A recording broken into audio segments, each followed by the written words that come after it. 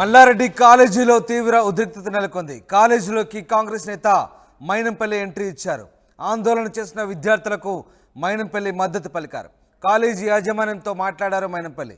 తమను డిటైన్ చేశారంటూ మేడ్చల్ మైసమ్మగూడలోని మల్లారెడ్డి అగ్రికల్చర్ కాలేజీ విద్యార్థులు ఆందోళన చేపట్టారు. ఆందోళన చేసిన విద్యార్థులకు మైనంపల్లి మద్దతు తెలిపారు. ఎన్నికల ముందు నుంచి మల్లారెడ్డి మైనంపల్లి మధ్య వార్ కొనసాగుతుంది. మైనంపల్లి బీఆర్ఎస్ను వీడడంతో మల్కాజ్గిరి టికెట్ అల్లుడికి ఇప్పించుకున్నారు మల్లారెడ్డి. కబ్జాల మల్లారెడ్డి అంతు చూస్తారంటూ మైనంపల్లి వార్నింగ్లు ఇస్తున్నారు. ఈ నేపథ్యంలో తాజాగా మైసమ్మగూడలో జరిగిన విద్యార్థుల ఆందోళనకు మైనంపల్లి మద్దతు పలికారు. మైనంపల్లి నేరుగా కాలేజీలోకి ఎంట్రీ ఇచ్చారు. విద్యార్థుల తల్లిదండ్రులకు మద్దతు తెలుపుతూ ఆయన కళాశాల లోపలికి వెళ్ళి ప్రశ్నించారు. కాలేజీ యాజమాన్యంతో మాట్లాడారు మైనంపల్లి. తమను డిటైన్ చేశారంటూ మేడ్చల్ మైసమ్మగూడలోని మల్లారెడ్డి అగ్రికల్చర్ కాలేజీ విద్యార్థులు పెద్ద ఎత్తున ఆందోళన చేపట్టారు. వందల సంఖ్యలో విద్యార్థులు గుమిగూడి పేరెంట్స్తో సహా అక్కడ ఆందోళన చేశారు. దీంతో పోలీసులు భారీగా రంగప్రవేశం చేశారు. ఇక మైనంపల్లి కూడా ఎంట్రీ ఇచ్చారు. విద్యార్థులకు మద్దతుగా మైనంపల్లి ఎంట్రీ ఇవ్వడంతో ఒకసారిగా సీన్ మారిపోయింది. దీంతో కాలేజీలో తీవ్ర ఉద్రిక్తత నెలకొంది.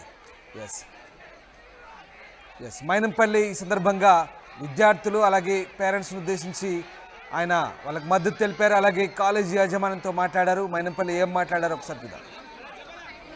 3-1 పోవాలంటే ఫస్ట్ ఇయర్ మొత్తం క్లియర్ ఉండాలి. కానీ ఫస్ట్ ఇయర్ లో ఒకటే సబ్జెక్ట్ ఆపేసి థర్డ్ ఇయర్ కి పోకుండా ఆపేస్తున్నారు. మళ్ళీ ఇంకొకటి ఏంటంటే ఫీజుకి వచ్చేసరికి ఒకటిసారి ఫస్ట్ ఇయర్ అంటే 1-1 లోనే మొత్తం కట్టేయమంటారు. 2 months లో కట్టామంటే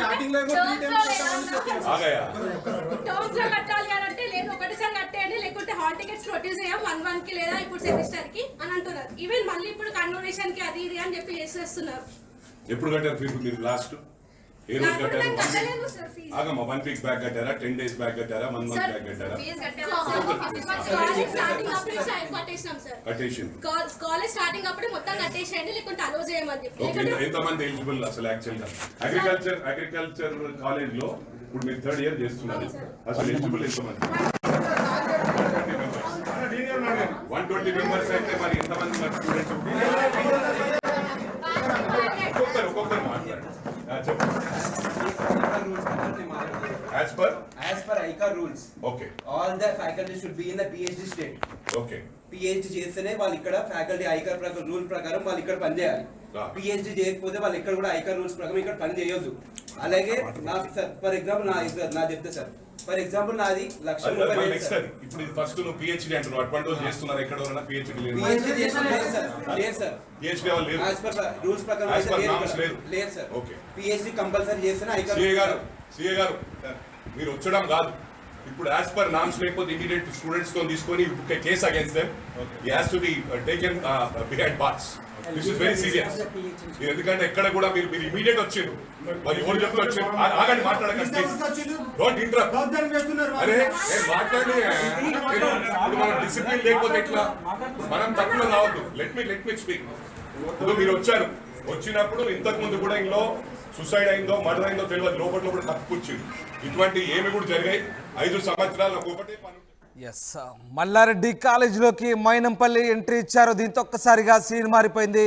మల్లారెడ్డి కాలేజీలో తీవ్ర ఉద్రిక్తత నెలకొంది. ఆందోళన చేస్తున్న విద్యార్థులకు మైనంపల్లి మద్దతు పలికారు. కాలేజీ యాజమాన్యం దాదాపు 22 మంది విద్యార్థులను డిటైన్ చేసింది. దీంతో తమకు న్యాయం చేయాలంటూ మైసమ్మగూడలోని మల్లారెడ్డి అగ్రికల్చర్ కాలేజీ ఎదుట విద్యార్థులు భారీగా పేరెంట్స్తో కలిసి ఆందోళన చేపట్టారు. దీంతో మైనంపల్లి ఎంట్రీ ఇచ్చి విద్యార్థులకు మద్దతు తెలిపారు. ఇక ఎన్నికల ముందు నుంచి మైనంపల్లికి మల్లారెడ్డికి మధ్య వార్ నడుస్తున్న సంగతి తెలిసిందే. తాజాగా మల్లారెడ్డి ఇష్యూలో మైనంపల్లి ఎంట్రీ అయి విద్యార్థులకు మద్దతు పలకడంతో ఒక్కసారిగా సీన్ మారిపోయింది. రైట్, ప్రస్తుతం అక్కడ ఎట్లాంటి సిచ్యువేషన్తో మా ప్రతినిధి పెట్రిషియా మరింత సమాచారం అందిస్తారు. Medchal Mallareddy science and agriculture కాలేజ్లో ఉధృత వాతావరణం కనిపిస్తుంది. సుమారుగా 60 మంది స్టూడెంట్ని డిటైన్ చేస్తారు. ఎందుకు చేశారని చెప్పి స్టూడెంట్స్ అందరూ ఆవేదన వ్యక్తం చేస్తున్నారు. పూర్తిగా అయితే ఇక్కడ ఉన్న వాళ్ళందరూ ధర్నా చేయడం జరుగుతుంది. మల్లారెడ్డి దిష్టి బొమ్మను కూడా తగలబెట్టారు. ఒకసారి స్టూడెంట్స్తో మాట్లాడే ప్రయత్నం కూడా చేద్దాము. చెప్పండి, ఏం జరిగింది అసలు? యాక్చువల్గా మేము థర్డ్ ఇయర్ అండి. మేము థర్డ్ ఇయర్కి పోవాలంటే ఫస్ట్ ఇయర్లో మొత్తం క్లియర్ ఉండాలి. అందరినీ ఒక్కొక్క సబ్జెక్ట్ ఆపిండు. రీసెంట్గా అడ్వాన్స్ అప్లై అనేది జరిగింది. ఆ అడ్వాన్స్ అప్లై జరిగినప్పుడు సెక్షన్కి ఒక్కరి పాస్ చేసిండు. అంటే దగ్గర ఒక 60 మంది రాస్తే దాంట్లో ఒక 10 మంది మాత్రమే ఫెయిల్ చేసిండు. మిగతా వాళ్ళని క్వశ్చన్ అడిగితే ఏమంటున్నాడు, మీ అమ్మాయి రాయలేదు, మీ అబ్బాయి రాయలేదు, అందుకే ఫెయిల్ అయింది అని. మళ్ళీ రీఎవాల్యుయేషన్ది లింక్ పంపిస్తే పే చేస్తే మళ్ళీ అదే ఫెయిల్ అని చూపిస్తున్నారు. అసలు పేపర్స్ ఏంటి, మేము ఎక్కడ రాస్తున్నాము, ఏంటి మిస్టేక్ అని మళ్ళీ అడిగితే పేపర్స్ ఎందుకు ఇస్తాము, రూల్స్ అగైనెస్ట్గా పోతున్నారు, మేము రూల్స్ ఇవ్వము అది ఇది అని అన్నారు. మళ్ళీ డైరెక్ట్ వీసీ వైస్ దగ్గరికి వెళ్ళి అడిగితే పేపర్కి 10,000 ఇవ్వండి, మీ పేపర్స్ మీకు ఇస్తామని అంటున్నాడు. 10,000 ఎందుకు ఇస్తారు అంటే ఎక్కడైనా అడిగితేనేమో 500 ఇవ్వండి అని అంటున్నారు. మళ్ళీ ఏమో 10,000 ఇవ్వండి, పే చేసిన తర్వాత ఒకవేళ పాస్ అయిపోతే మళ్ళీ మీ 10,000 ఇచ్చేస్తాం ఎనికి అని అంటున్నారు. అంటే ఎక్కడైనా ఏ వ్యవస్థ ఇట్లా అడుగుతుందా? ఏ యూనివర్సిటీ కానీ కాలేజ్ లో కానీ బహిరంగ లెక్చర్లో డబ్బులు ఇవ్వమని ఎక్కడ అన్నారు? ఇక్కడ ఒకవేళ అట్లానే 10,000 మళ్ళీ రిటర్న్ చేస్తామంటే వీళ్ళకి అదే ముందే చెప్పొచ్చు కదా, వీళ్ళకి 10,000 ఇప్పుడు ఇవ్వండి, పాస్ చేస్తే మళ్ళీ 10,000 వెనక్కి ఇచ్చేస్తామని వీళ్ళ దగ్గర ఎందుకు చెప్పలేదు, ఇక్కడ ఎందుకు చెప్తున్నారు? మరి మీడియా వచ్చినాక మీడియా ముందు ఇన్కేస్ మీ అమ్మాయి పాస్ అయితే మీరు కట్టిన 10,000 రిటర్న్ ఇస్తున్నాం అంటున్నారు తప్ప మాకు ముందే ఏం ఇన్ఫర్మేషన్ ఇవ్వలేదు. మీరు ఇన్కేస్ మీరు 10,000 కడితే ఇప్పుడు ఇక్కడ ఎంత వచ్చింది కూడా బ్యాక్లాగ్ ఎగ్జామ్స్ వల్ల ఎగ్జామ్ వల్ల డీటెయిన్ చేస్తున్నారు. ఒకటే బ్యాక్లాగ్ ఉంది, మళ్ళీ ఆ ఒక్క బ్యాక్లాగ్ వల్ల జనరల్లీ ఎక్కడ బ్యాక్లాగ్ ఎగ్జామ్స్ ఉన్నా కూడా డీటెయిల్ చెయ్యరు. ఇప్పుడు మనకి డిగ్రీ అన్న యూనివర్సిటీలో ఎక్కడైనా మళ్ళీ రాసుకోవాలి మనం, దానికి మనము బ్యాక్లాగ్ ఫీజు కట్టి రాసుకోవడం జరుగుతుంది. మరి ఇక్కడ ఏం జరుగుతుంది? డీటెయిన్ చేస్తున్నారు. ఏమన్నా అంటే డీటెయిన్ చేస్తారు, రూల్స్ అండ్ రెగ్యులేషన్స్ డీటెయిన్ చేసి మళ్ళీ నెక్స్ట్ ఇయర్ నుంచి చదువుకొని మళ్ళీ ఫీజు కట్టమని. అంటే ఇదంతా ఫీజు ఎగదబ్బనికి అంతేనా? ఫీజు కట్టించుకొని స్టూడెంట్స్ ని డీటైన్ చేస్తున్నారు, ఫీజుల కోసం అడ్మిషన్స్ ఎక్కువ తీసుకుంటున్నారు. అదే ఇక్కడ జరిగింది. బ్యాక్లాగ్స్ ఉన్నాయి, వద్దు మీరు డీటెయిన్ చేయడం జరుగుతుంది, వీళ్ళు కంటిన్యూ అవ్వద్దు అని ఫీజు కూడా మొత్తం పే చేపించేసుకుంటున్నారు. ఫీజుల కోసమే జరుగుతుంది. ఫస్ట్ వీక్ లోనే మొత్తం ఫీజు కట్టేసేయాలి మనం. ఇఫ్ కట్టకపోతే మాకు హాల్ టికెట్ ఇవ్వరు, వాళ్ళు వెనకాల తిరగాలి హాల్ టికెట్ కోసము. అదే ఇప్పుడు వాళ్ళు అందరు కూడా బిఎస్సి స్టూడెంట్స్. అందరూ BSc. ఫీజు ఎంత ఇక్కడ? 1,50,000 2 lakhs. ఒక్కొక్కరికి ఒక్కొక్క ఫీజు ఉంటుంది. ఫీజు ఉంటది. ఒక్కొక్కరికి ఒక్కొక్క ఫీజు. అంటే రాజకీయాలు జరుగుతున్నాయి. అంటే పర్సన్ ని బట్టి వీళ్ళు ఫీజు తీసుకుంటారు. 1,50,000 ఉన్నది అనుకో, నాకు 2 lakhs ఉంటది. నాకు 2 lakh ఉంటే 1,20,000 ఆమెకు ఉంటది. అట్లా అంటే ఇక్కడ పర్సన్ ని బట్టి అంటే మొహాలు చూసి ఫీజులు తీసుకుంటున్నారు.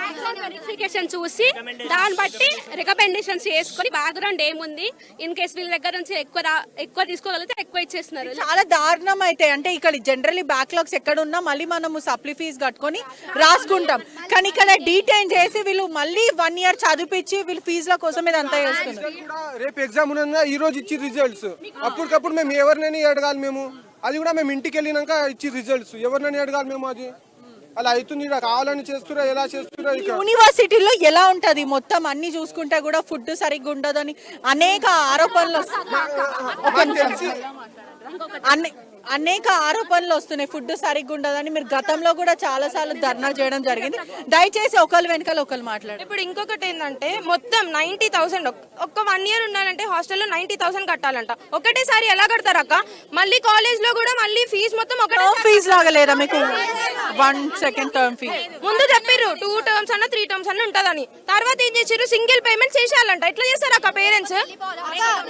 నేను ఫస్ట్ ఇయర్ లో ఉన్నప్పుడు 75 కట్టించుకున్నారు. విత్ ఇన్ సెకండ్ ఇయర్ కి వచ్చాక 90K విత్ ఇన్ ఒక్కసారికి కట్టేయాలని చెప్పారు. ఫీజు పెరిగిపోయింది, మళ్ళీ పెరిగా ఫుడ్ సరిగ్గా పెట్టట్లేదు హాస్టల్. పురుగులు వచ్చినాయని అడ్వైజరీస్ కి వాళ్ళకి చెప్తే ఏమన్నారు, ఆర్డర్ పెట్టుకోండి, ఇంట్లో పురుగులు వస్తే మీరు తినరా, పక్కకు తీసుకొని. ఇంట్లో పురుగులు ఎందుకు వస్తాయి? ఇంట్లో పురుగులు వస్తే తినరా అని అన్నారు. ఇంట్లో పురుగులు వస్తాయి కదా, ఈడ తిన్నీకే మీకు ఏమైతుంది అని అన్నాడు. అక్క తెల్లారి సార్ పేరు ఏంటి? ఫ్యాకల్టీ సార్ పేరు రాజారెడ్డి సార్, డీన్ సార్ ఉన్నారా ఇప్పుడు లోపల? ఉన్నారు. అవుటింగ్ కూడా చక్కగా అయ్యారు అక్క. పూర్తిగా కూడా ఇక్కడ ఉన్న పిల్లలందరూ కూడా ఆరోపిస్తున్నారు, సరైన వసతులు లేవు, మాకు ఫెసిలిటీస్ లేవు, లక్షలు ఫీజులు మేము కడుతున్నామని చెప్పడం జరుగుతుంది.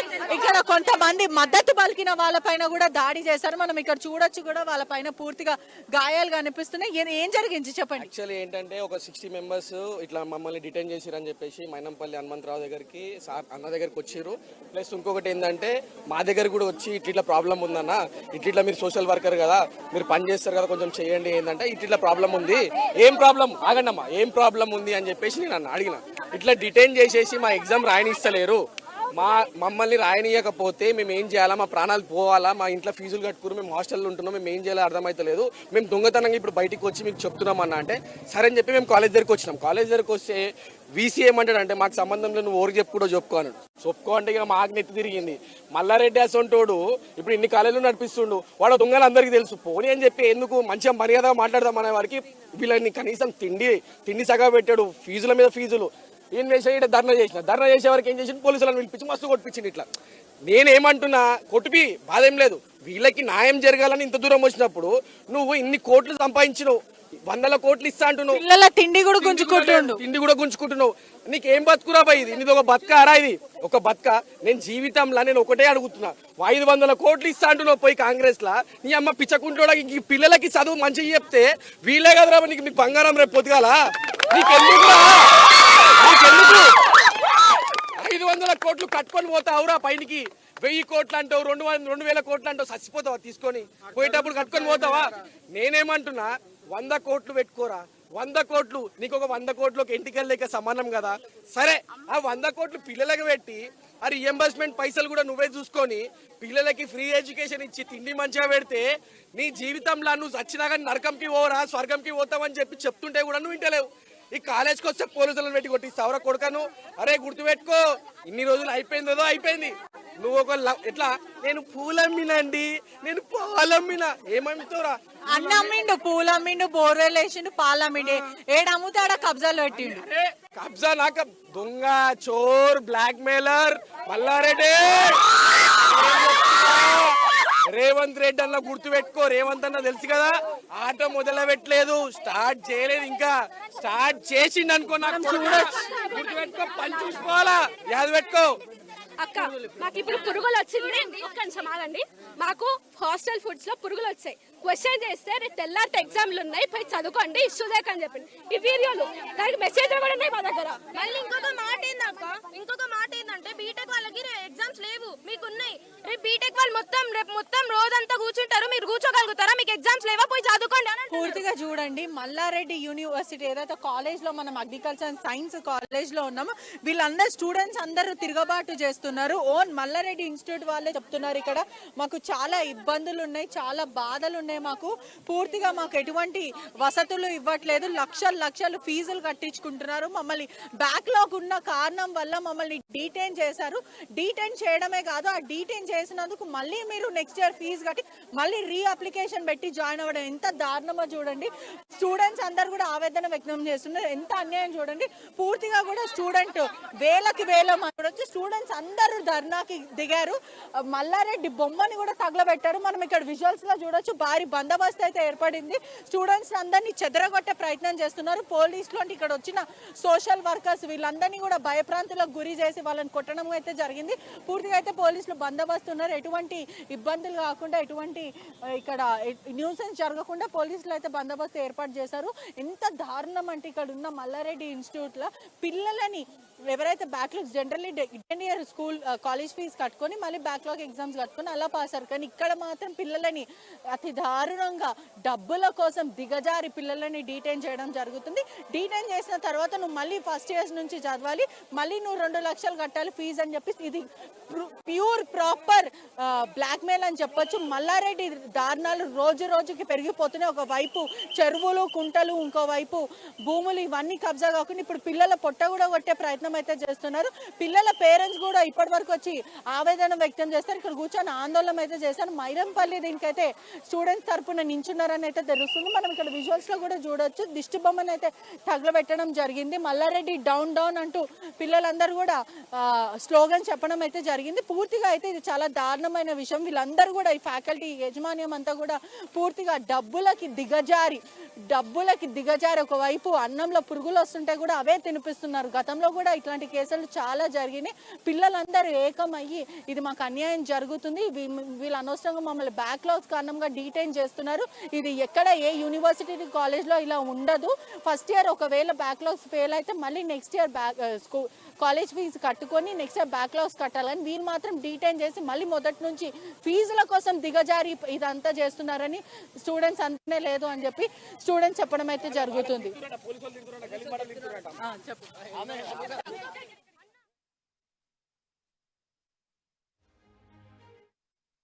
పిహెచ్డి చేస్తేనే వాళ్ళు ఇక్కడ ఫ్యాకల్టీ ఐకార్ ప్రకారం రూల్ ప్రకారం వాళ్ళు ఇక్కడ పనిచేయాలి. పిహెచ్డి చేయకపోతే వాళ్ళు ఇక్కడ కూడా ఐకార్ రూల్స్ ప్రకారం ఇక్కడ పని చేయొద్దు. అలాగే నాకు సార్ ఫర్ ఎగ్జాంపుల్ నా చెప్తే సార్ ఫర్ ఎగ్జాంపుల్ నాది ఒక్క నిమిషం సార్, ఒక్క నిమిషం ఆగండి. ఎవరన్నారు? మీరు స్టూడెంట్స్ తో మాట్లాడే విధానం ఏందండి? స్టూడెంట్స్ తో మాట్లాడే ఫక్ ఆఫ్ అనే విధానం ఏంటి? ఒక్క నిమిషం, నేను ఆమెతో మిడిల్ ఫింగర్ చూపిస్తున్నారు. మీరు పోలీస్ గా ఉండేది ఎందుకు? భద్రత కోసం ఉన్నారా లేకపోతే స్టూడెంట్స్ ని అబ్యూజ్ చేయడానికి ఉన్నారా? మీరు ఏం చేయాలి ఇక్కడ? యాజ్ అ స్టూడెంట్ ఏం చేయాలి మీరు? అంటే మీరు పోలీస్ వ్యవస్థ ఉంది ఎందుకు? వ్యవస్థ ఉంది ఎందుకు పోలీసులు?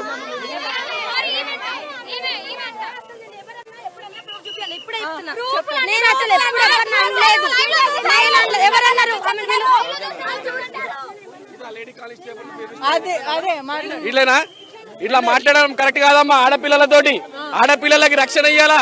మన పోలీస్ వ్యవస్థ ఆడపిల్లలకు రక్షణ ఇయ్యాలమ్మా. మనం ఇక్కడ చూడొచ్చు, రక్షణ ఇచ్చే పోలీసులే, ఇక్కడ ఉన్న మహిళ పోలీసులే మరో మహిళలను దుర్భాషలు ఆడుతున్నారు. ఇట్లాంటి మీరు ఎందుకండి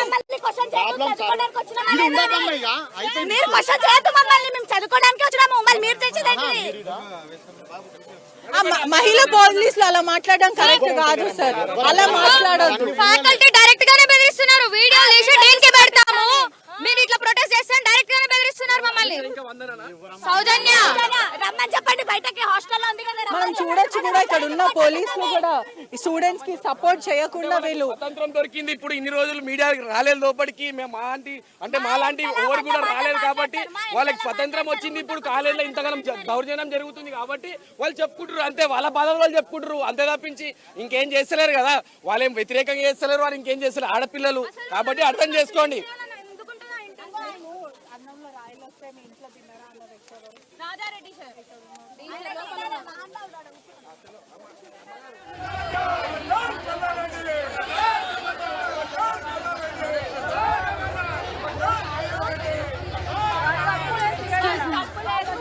Excuse me.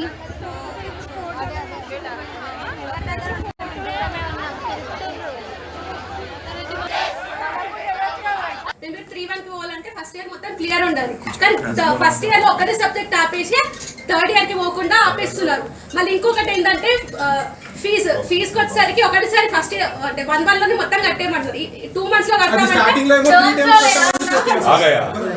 టర్మ్స్ లో కట్టాలి అని అంటే లేదు ఒకటిసారి కట్టేయండి, లేకుంటే హాల్ టికెట్స్ ప్రొడ్యూస్ చేయం 1 కి లేదా ఇప్పుడు సెమిస్టర్ కి అని అంటున్నారు. ఈవెన్ మళ్ళీ ఇప్పుడు కన్వోనేషన్ కి అది ఇది అని చెప్పి చేసేస్తున్నారు. ఎప్పుడు కట్టారు ఫీజు మీరు? లాస్ట్ ఏ రోజు కట్టారు? ఆగమ్మా, 1 week బ్యాక్ కట్టారా, 10 days బ్యాక్ కట్టారా, 1 month బ్యాక్ కట్టారా? కాలేజ్ స్టార్టింగ్ అప్పుడే మొత్తం కట్టేసేయండి, లేకుంటే అలో చేయమని చెప్పి.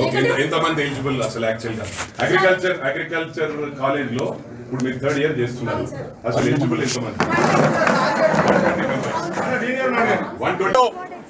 చెరువులో స్టూడెంట్స్ దగ్గర అడ్డగోలుగా వసూలు చేసే వాళ్ళను నిలదీసి సిస్టమ్ ను మార్చే వరకు నేను వదిలిపెట్టానని చెప్పి కూడా ఈ 5 సంవత్సరాలు చెరువులో స్టూడెంట్స్ దగ్గర అడ్డగోలుగా వసూలు చేసే వాళ్ళను నిలదీసి సిస్టమ్ ను మార్చే వరకు నేను వదిలిపెట్టానని చెప్పి కూడా ఈ 5 సంవత్సరాలు